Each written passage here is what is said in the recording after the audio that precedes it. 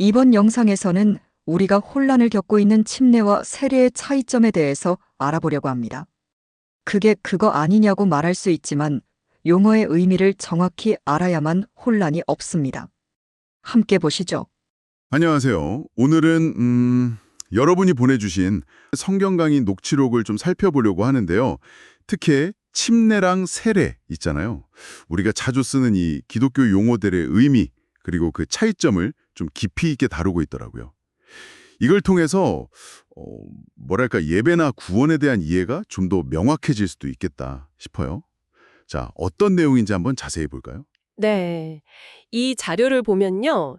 특정 단어 하나하나의 그 번역과 해석이 우리 신앙 이해하고 또 실천하는데 얼마나 큰 영향을 미치는지, 그걸 아주 잘 보여주는 것 같아요. 이게 단순한 용어 차이, 이걸 넘어서 핵심적인 신학 개념이랑 바로 연결되거든요. 당신에게 중요한 통찰이 될 만한 부분들, 네, 제가 뽑아서 정리해드릴게요. 시작부터 바로 흥미로운데요. 그 예배에 관한 부분이에요. 요한복음 4장에서 예수님이 말씀하신 참된 예배, 그게 영과 진리 안에서 드리는 거다. 이렇게 이 자료는 강조하잖아요. 근데 우리가 보통 보는 성경에는 신령과 진정으로 번역된 경우가 많다는 점을 딱 짚어주시더라고요. 이게 왜 중요할까요? 네, 여기서 이 자료는 영은 말 그대로 하나님의 영하고 우리가 소통하는 것, 그리고 진리는 기록된 성경 말씀, 이걸 뜻한다고 설명을 해요. 반면에 신령이라는 건 자칫하면 뭐랄까 개인적인 어떤 황홀경 같은 감정적 체험, 그런 쪽으로 흐를 수 있고, 또 진정은 그냥 인간적인 성실함, 열심히 하는 거, 이 정도로 오해될 수 있어서 원래 의미하고는 좀 거리가 멀 수 있다. 이렇게 경고하는 거예요. 그러니까 우리가 막 진정성 있게 예배드린다. 이게 사실 성경이 말하는 그 하나님의 영과 교감하고 말씀에 근거한 예배랑은 다를 수 있다는 거죠. 감정이나 노력만으로는 부족하다. 네, 그런 지적입니다. 그렇군요. 용어 하나가 예배의 본질에 대한 이해를 그렇게 다르게 만들 수도 있겠네요. 와, 이런 관점이 이제 핵심 주제인 침례와 세례 문제로 자연스럽게 연결되는군요. 이 자료는 두 단어의 의미를 아주 명확히 구분하고 있죠. 네, 맞아요. 침례는 물에 잠그다. 그러니까 이멀전이고 세례는 물을 뿌리다. 스프링클링이다. 이렇게 딱 선을 긋습니다. 근데 이게 그냥 주장만 하는 게 아니고요. 근거로 그리스어 원어 밥티조. 이게 원래 담그다, 잠그다 이런 뜻이거든요. 그리고 뭐 옥스포드 영어사전 같은 사전적 정의, 또 성경 속 실제 사례들을 제시해요. 예를 들면 사도행전 8장에 빌립이랑 그 에티오피아 내시가 물 속으로 같이 내려갔다가 다시 올라왔다는 묘사나, 네네. 그 장면 있죠? 네, 또 침례자 요한이 요르단 강에서 침례를 베푼 점, 뭐 이런 것들을 근거로 들면서 물에 완전히 잠기는 방식, 즉 침례가 성경적인 방식이라고 아주 강하게 강조하는 거죠. 뭐 한국 교회 다수가 세례를 행한다고 해도 그게 다수결로 정할 문제가 아니다. 뭐 이런 입장인 거예요. 와, 근데 이 침례에도 종류가 있다고 해서 좀 놀랐어요. 물침례 말고요. 성령 침례, 그리고 불침례까지 있다고요. 이게 각각 어떻게 다른 건가요? 네, 이 구분이 아주 중요하다고 이 자료는 강조하는데요. 우선 성령 침례. 이건 구원이랑 직결되는 아주 본질적인 경험이에요. 그러니까 예수님을 구주로 믿을 때 우리가 성령으로 거듭나서 그리스도의 몸, 즉 교회의 지체가 되는 것, 이걸 의미하는 거죠. 사도행전에 기록된 것처럼 교회가 시작된 오순절에 이 성령 침례가 시작되었다고 보고요.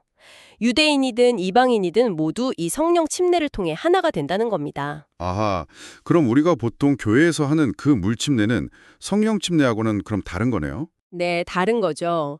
물침례는 이미 성령 침례를 통해서 구원받은 사람이 자기 믿음을 사람들 앞에서 공개적으로 고백하는 그런 외적인 의식이라고 설명을 해요. 뭐랄까, 자신이 그리스도와 함께 죽고 장사되고 또 다시 살아났다는 것을 상징적으로 보여주는 행위라는 거죠. 구원을 받는 수단이 아니라 구원받은 자의 순종과 고백인 셈이에요. 그렇군요. 그럼 마지막으로 불침례는 뭔가요? 이게 좀 많은 분들이 불 받는다, 뭐 불세례 받으라 이런 표현들 쓰시잖아요. 그런데 이 자료는 그게 완전히 잘못된 이해라고 보는 건가요? 정확합니다. 바로 그 오해를 경계해야 한다고 말해요. 이 자료는 마태복음 3장 11절 12절을 딱 근거로 들면서 불침례는 무슨 뜨거운 영적 체험 이런 게 아니고 오히려 믿지 않는 자들에 대한 하나님의 심판을 의미한다고 해석합니다. 그 알곡이랑 쭉정이를 가르듯이 쭉정이를 꺼지지 않는 불에 태우는 심판, 바로 그걸 상징한다는 거죠. 와, 심판이요? 진짜요? 네.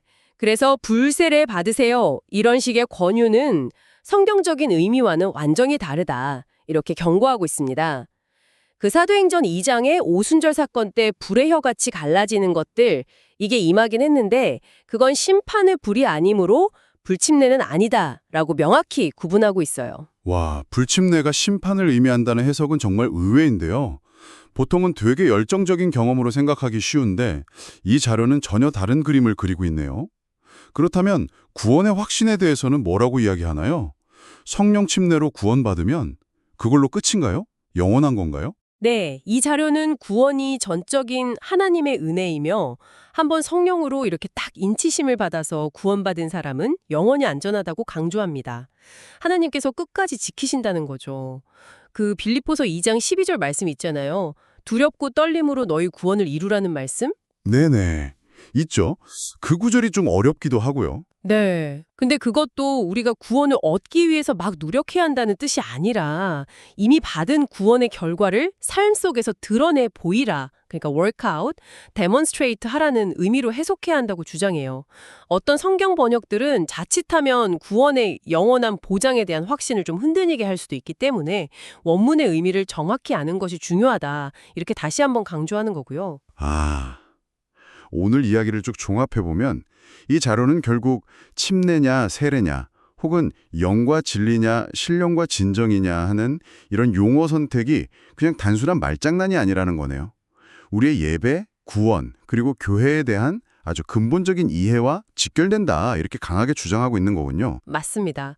특히 구원의 핵심은 성령 침례이고 물 침례는 구원받은 자의 신앙 고백이며 불 침례는 심판을 가리킨다는 이 명확한 구분이 아주 인상적입니다.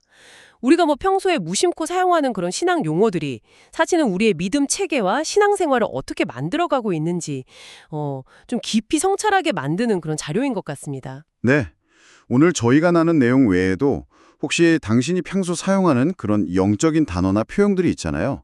그런 것들이 당신의 신앙을 어떻게 형성하고 있는지 한 번쯤 이렇게 되돌아보는 시간을 가져보시는 것은 어떨까 싶네요. 다음 분석에서 더 깊은 이야기로 찾아뵙겠습니다. 시청해주셔서 감사합니다.